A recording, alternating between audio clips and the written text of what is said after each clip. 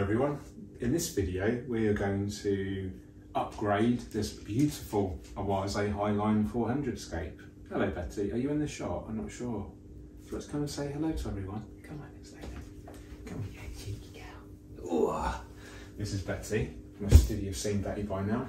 So yeah, we're going to upgrade this scape here. Betty's probably going to try and help, but not help if you know what I mean. Go on then, good girl. So if you watched the previous mega vlog that I uploaded, you'll know the background to this. I'll leave a link to that mega vlog, 40 minutes long, with Tice Treatment, Ian and Dave from Aquarium Gardens. Oh, we've got Laganendra? Yes. We've covered so many topics, really great vlog. If you didn't see it, please consider watching it. So, long story short, we're going to take out the lobelia from the right hand side and the left hand side. It's a bit too blocky, a bit too Dutch. We could trim it, but I want to change it for crypts and other plants just to make it a bit more of a naturalistic, sustainable layout. So that's what we'll do. We'll take that out and then we'll replant the crypts. And she's got some schismatoglottis and Laganendra. I'll take you through the whole process step by step. Hope you enjoy it. If you do, hit the thumbs up, subscribe if you haven't already, and share it. You know, aquascaping is a beautiful hobby. A lot of people aren't even aware of it. So if you can share it with people that you think might enjoy it, and I think everyone would enjoy a beautiful aquascape, right? I don't think there's anyone in the world that wouldn't appreciate a beautiful aquarium. Okay, as you can see, we've taken out the lobelia and it's left some open space here. And there's actually some crypts which are actually growing in amongst the lobelia, and it just shows how low light tolerant and, you know, crypts can grow really well in the shade. So this is a perfect example of, you know, how great crypts are in my opinion. They just, you can grow them in almost any aquarium. Here we've got the Laganendra, we've got other crypts in here, got some schismatoglottis here. I'll take these all out, I'll show you them individually, then we'll prepare them and then we'll plant them. And then we'll talk about the scape in more detail and what we can expect over the coming weeks. Very exciting.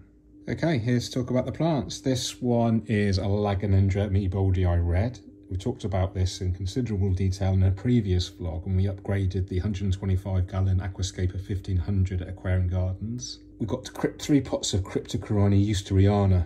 This will grow very tall, probably to the surface of the aquarium. Going to be great intermixed with the Amazon swords there at the back. They're going to grow tall as well. Excuse all the detritus floating around. That's the consequence of removing all of the plants, of course, disturbing everything. And we will follow everything up with a huge water change right at the end. Look at those blueberry tetras swimming in amongst all that rubbish, but just looking amazing, aren't they? Back to the plants. Schismatoglottis praetoi, fascinating plant. Almost like a cross between crypt and anubias. Can be planted in the substrate or also used as an epiphyte. Grows like a rhizome. Similar leaf form to anubias in my opinion. Beautiful. Slow growing, and it'd be interesting to see how we use that. And then we've got a mixture of different crypts, Wenditii varieties, different sizes. And then we've got Cryptocorini albida brown here. This was prepared already and planted yesterday, but I wanted to take it out and replant it. So we'll prepare all of these now in a time lapse, and then we'll plant them appropriately in the scape, thinking about their final position, how they're going to mature, where they're going to look, get the most impact, and create the most coherent design that we're after. And we'll talk about that in more detail towards the end of the video. Okay, here we have all the plants nicely prepared, nice and neat, separated into their individual species. And now we decide where we're going to plant them. So in my mind, it makes sense to put the shortest towards the front and then working our way towards the tallest at the back. So the eusteriana is definitely going to be the tallest. Let's start off with that, shall we? I'm going to plant that intermittently amongst the Amazon swords there, Echinodorus. I can't remember the name of them all. Echinodorus Rose, Echinodorus Ocelot, and Echinodorus Hormonio Red. I can remember them all. So they'll go towards the back, add a nice, interesting, intermittent texture. Oh, they've got those scratches, nasty. With the Amazon swords. And the swords will spread out. The crypts will grow tall. And I've never actually combined them like that before, so I'm interested to see the end result. So we'll plant the Cryptocorini eusteriana now. Okay, I decided to do all the crypts in one go whilst we're on that time lapse. Quite simple, the shorter ones towards the front and obviously the taller ones towards the back. Kind of deliberately, almost chaotically mixed them up, almost randomly. And I think that's the joy of crypts. You can create a very naturalistic looking texture by mixing up, you know, different species, and you still have you know, that classic kind of sword shaped leaf, but with different colours, slightly different variations. So I think this looks really natural. I've just realised this scape is literally crypts, swords and anubias with a tiny bit of bucophilandra. So super easy plants, easy to replicate at home. You don't need CO2 injection with these plants. So I think this is a really promising layout for beginners, you know, and almost anyone can replicate this on a smaller scale, bigger scale. Yeah, really happy with this layout. What do you guys think? So next we're going to plant the Schismatoglottis prey toy. As I said earlier, described it briefly, quite a new plant to the hobby. This is a beautiful specimen. There's actually 2 pots worth here. I'm not actually sure where I'm going to put it, so I'm just going to experiment with different locations. I've got in my mind a rough idea. Okay, that's the planting complete as it stands at the moment. Might adjust it later, but I'm quite happy with it.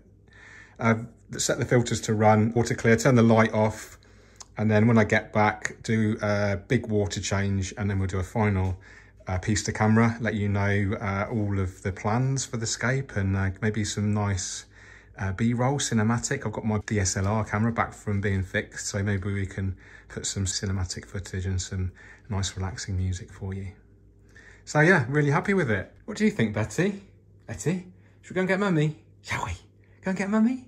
So there we have the tank maintained. All of the plants have been added. I think it looks absolutely amazing. Shows off the fish brilliantly.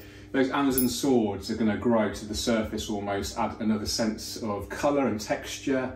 And to maintain them, it's going to be a bit easier than those stem plants. We just literally remove the leaves from the rootstock, much easier than trimming and replanting, etc. Same story with the crypts, although they're a much slower grower, and the Schismatoglottis again is very slow, and also the Lagonendra. So the whole idea is this is going to be a much more sustainable, lower maintenance system, but still giving us that really beautiful, impactful display that I love with the nature aquariums. I think the favourite part of this scape though is the fish, and in particular those blueberry tetras, absolutely stunning. In fact, I got my digital SLR camera repaired and I took a beautiful photo of one of them for my Instagram, so I'll overlay that now. Those that don't know, Oase Highline, a high-end system, comes with a dry weir. I've got 2 Biomaster 850 thermos on there for the filtration. Pressurised CO2 via the Green Leaf Aquarium CO2 regulator, inline as well on one of the filters. I'm actually using APT Complete liquid fertiliser, which I'm having great results with, much leaner than the usual fertilisers that I'd use. I am getting some BBA on the rocks, so that is an issue. I do have a load of snails in there that are kind of keeping it in check, but maybe I'll get some Siamese algae eaters or do something else. What would you do with the BBA? And do you find it offensive, or could you live with that BBA? I'll get some close-ups of it for you now. I hope you've enjoyed that. A different style of video. I normally do these vlog styles on the fly, but nice to be able to sit in my home gallery, talk about my own aquascape for a change. And I'll leave you with some B-roll.